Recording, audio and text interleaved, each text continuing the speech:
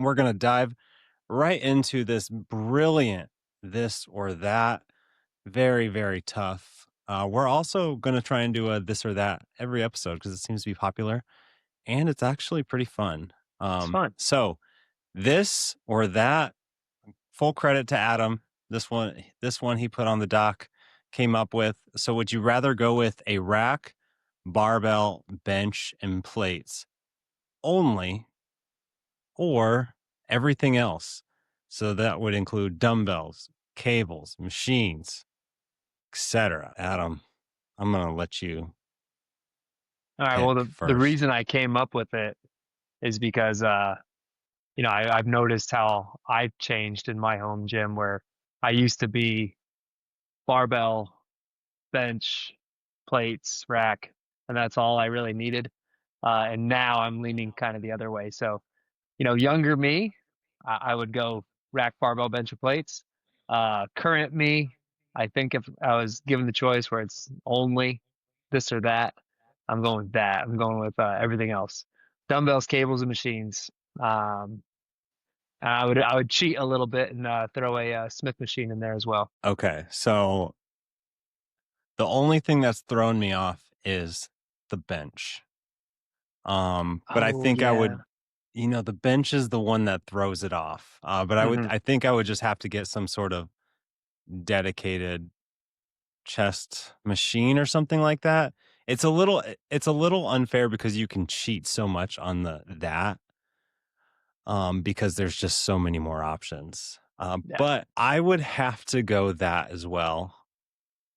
Just so much good stuff out there. And in a perfect world, you obviously have the rack and stuff, and you build around with this other that stuff. But I'm with you. I'm curious to hear what other people think. This would be a good one for a survey result. Yeah, And I maybe guess, I'll yeah, in my head, I was thinking with dumbbells, of course you'd have a bench, but I didn't. It makes sense that you would say like, no, it doesn't include the bench. yeah, if you're gonna be strict about it, and I think that's the only thing that makes it a tough decision. That's a killer. Yeah. It is a killer For because a home bench. gym, I'm probably going this then if I can't have a bench. I think I'm still going that. I'm Okay. still going that. Just push-ups, I guess. Sucks. You can get DIY bench. the ATX standing chest press. There you Right, go. that's what I was thinking. You could Yeah. just get something like that to make up some of it and then supplement it with push-ups. Yeah. But yeah, that's the one. That is the one. But yeah, again, let us know what you guys think. Would you choose this or that? I was like, what is happening? It's a cool thin white Oh, line yeah. in the middle. It's All right, loading. I next got it. up, quit. All right, next up, quick little Home Gym Con update. As you can see on the screen on the right, Home Gym Con vendor list slowly but surely building out. It's becoming very strong. We've got 3 stealth companies. We're closing in on the amount of booth space filled from last year. It's loaded already. And then on the left, you can see that we've started to fill it up. We've started the booth picking process, and that's going to be really fun to do. We're really going 1 or 2 companies at a time. So this process will probably take all of October, maybe even bleed a little bit into November. But it'll be really cool to have all of the companies spotted with like 9 months to go, whereas like in the past we've done this with like 3 or 4 months before the event. So that is the current project, and also that's like one of my favorite things about this entire event, filling out that map. All right, let's move on to some survey results. So from what I remember, these are relatively random. We'll run through these. So are you willing to pay a little bit more for the right bench color? About 49% said yes. That's up from about 40% in 2023. Also, a little bit less than the amount that would pay more for the right power rack color. Level of interest in bench attachments. So I feel like this one goes pretty hand in hand with how much space you have. But the overall interest not insanely high. About 18% voted high, 36% medium, 43% low, and about 3% neutral. Have you made a gym equipment purchase based off of a friend or family member? And then also, what about home gym influencers? So when it comes to friend, family member, about 34% have made a purchase based off of that, bought based off of them. And then about 70% have made some sort of purchase based off of an influencer. So definitely influencing. Next up, did you buy gym equipment on the used marketplace in the past year? 46% said yes, and then 49%, no, sorry, and then 51% have sold gym equipment on the used marketplace. So both really close to half, and then a little bit more selling than buying on the used marketplace. Do you use chalk in your home gym? Again, another relatively random question, but kind of interesting. 51% say yes. That's been about the same amount since 2023, but in 2022, that number was 61%. For whatever reason, I have also found myself using lost, less chalk over the years. Adam, what about you? Yeah, same. That was interesting. Um, yeah, maybe it's the way I live now. I don't know. Yeah. Smelling salts. About 15% are using smelling salts in their home gym. Adam, do you have smelling salts in your home gym? No, no, I don't. Yeah, I do, but I only use them about twice a year. yeah, no, they're fun to play with. They I don't are. know about long-term use of smelling salts, what that does to a person, but oh, be interesting. Who knows? Yeah, who knows what the studies are going to find. And they'll probably never find anything because anyone who's using smelling salts probably doing other stuff that you shouldn't be doing either when lifting. Um, but that said, moving on, another repeat question since 2023, and this one pairs up the biggest issues within the home space, within the home gym. So space or cost. But this was a true or false question. Space is a bigger issue for me than cost when it comes to adding to my home gym. And even with prices going up, the amount of people voting true continues to go up as well. So 78% voted true this time around. Last year it was 73%. And then the year before that, it was 68%. So I thought that was interesting. Tells a lot as well. Here's another question since 2023, true or false. Rogue makes the best barbells for home gyms. About 59% voted true. That is down though, whereas about 68% voted that in 2024. And again, 68% voted that in 2003. So still like pretty dominant with 59% of the votes, but going down slightly and something to keep track of over the next few years again, just with more competition. Same thing with rep makes the best benches for home gyms. So still pretty dominant. 57% say true. However, that number was closer to 64% last year. And then in 2023, it was about 68%. Those are two great questions, by the way. Right. I like those. I do hate how it, limits some of the other companies that should be mentioned. But I mean, it is true. When you think of barbells, you think of Rogue. And when you think of benches, you think of rep. Well, it's And go ahead. I was gonna say it's funny. I used to feel very strongly that Rogue made the best barbells, and I used to feel very strongly that Rep makes the best benches.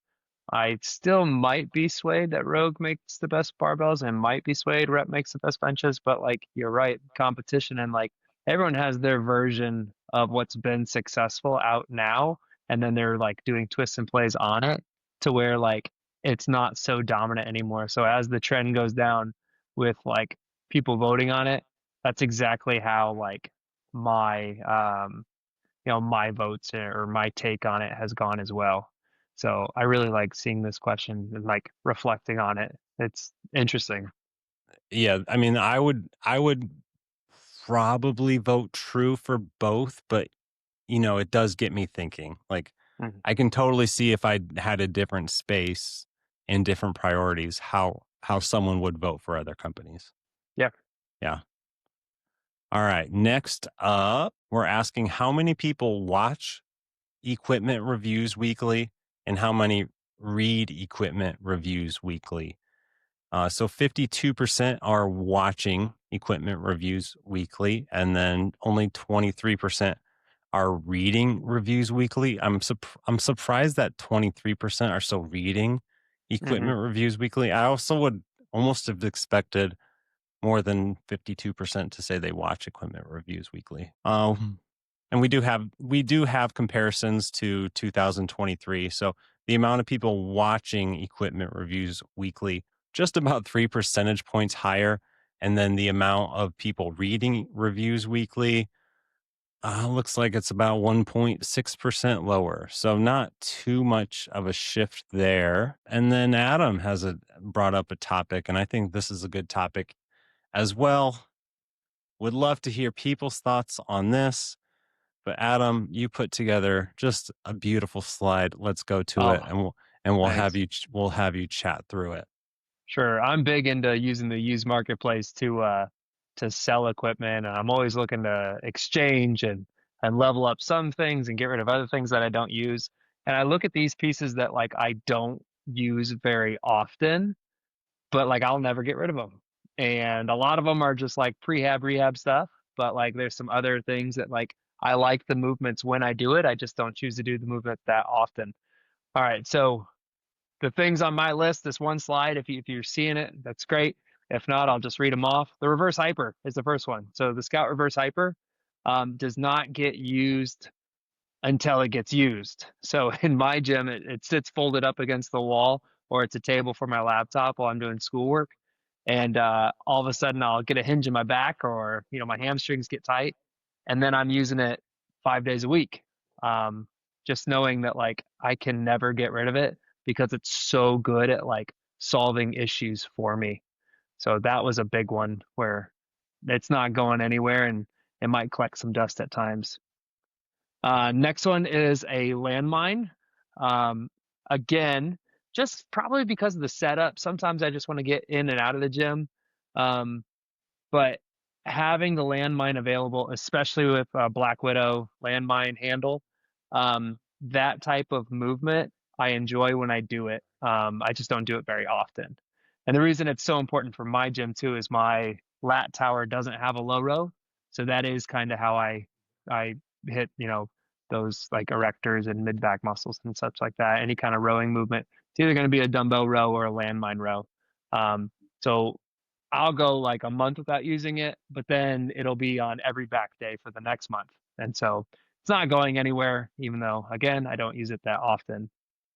Um, the Shogun Nordex. So if you don't know, it is a Nordic bench that lays on the ground. It sits up upright too, so it stores away really easily. It's also a 45-degree back extension, which I love that movement. And both of those Nordic curls are something that like I will do um, when it's hot. Like I do them a lot. Um, but the back extension really saves me sometimes when I'm getting a little achy. And so just having that and the way it stores, like it's so easy just to have it propped up against the wall. It sits kind of behind the functional trainer in my gym. It's out of the way. I wheel it out when I'm ready to use it. And so I really love that piece, even though I don't get to it all the time. Uh, D handles are something I just don't use very often anymore. Like a single D handle. When I think about it, when I'm using cables, it's mostly straight bars, easy curl bars, mag grips, things like that. So like a single D handle, not using very often, but JD Gym equipped, I have the single D handle and I can never get rid of it. No, And that one's purely because of quality. Um, the knurling's perfect. Like it's just like a really pretty piece. And so I would I would never get rid of it, even though it might not get used very often. And then again, the last one kind of fits with the reverse hyper and the Nordex, and it's the Rogue Tib Bar. Um, just as one of those rehab prehab things that I have, and it also has that like really good quality, like the D handle does as well. Um, so I love the quality and that exercise in general. When I do them often and like getting into running and stuff like that, or if I'm going to do like a big trail run, um, where I want like, work my tibs for climbing or whatever. Um, I love that piece when I use it, but I don't think that's the one on this list right here that I use the least is the tib bar. And I do love the movement. I don't know why I don't do it more. It's good for you. I should do it more, but I just don't. But I really like it when I do it. So this whole list is like I'm constantly looking for moving out things I don't use. I don't like to keep things around that just don't get used. Um, and I always come across these things and I contemplate it for half a second, and there's no way. There's no way I'm getting rid of any of these things on the list. And I just kind of am curious, like if other people have similar items or if they are the similar items, like a landmine or a reverse hyper. I know some people, use that stuff every time they train, but I can't be alone in thinking like, yeah, I don't use it, but I'm not getting rid of it. Yeah, you're not alone. I think for me, scanning around the gym, the first thing that comes to my mind, I hate to say it, but it's the landmine. Yeah. So I have, I've kept the landmine, I've kept the landmine handle, I've kept the landmine jack, and it's purely because of luxury. Because I have a seal row bench, I have a um, lat pull down, single column trainers for low row. So like I can do rows with the barbell. I can do rows with like the henny straps. There's like just a bunch of different other ways to do it. But whenever I do landmine, I'm like, oh, that was awesome. That was Yeah. good. It's great. It's great. Yes. But it must be the setup though. It's just like the setup. Um, you know, first world problems. But just to add a little context w- for people listening, what do you use the most in the gym? Me personally, Yeah. I mean, besides like, my barbell, that's the easy answer. Um, I mean, back day, it's my lat tower. Um, or whenever I do any kind of, so I guess it's the functional trainer because every day I'm going to mix in arms. So like on back day, I'm working biceps, on chest day, I'm working tris. Leg day, I don't work arms, but so I guess it's a functional trainer for accessories at the end of my workouts. Hmm. Yeah, because dumbbells and barbells get flip-flopped. So there are weeks I don't touch the dumbbells, and there are weeks I don't do like compound barbell lifts because I like switching back and forth. You feel a little bit too strong, feel too strong, too comfortable under a barbell, like when you're benching. All you have to do is switch it up to dumbbells, and all of a sudden you're like, a little shaky. Yeah. So then I do that for a while, and I like going back and forth with my compound movements like that. I'll do like heavy goblet squats on a slant board, and then I'll squat the next week with a barbell. So Got I it. just kind of Yeah. mix that stuff up. But what I do all the time is accessory cable stuff at the end of my workout.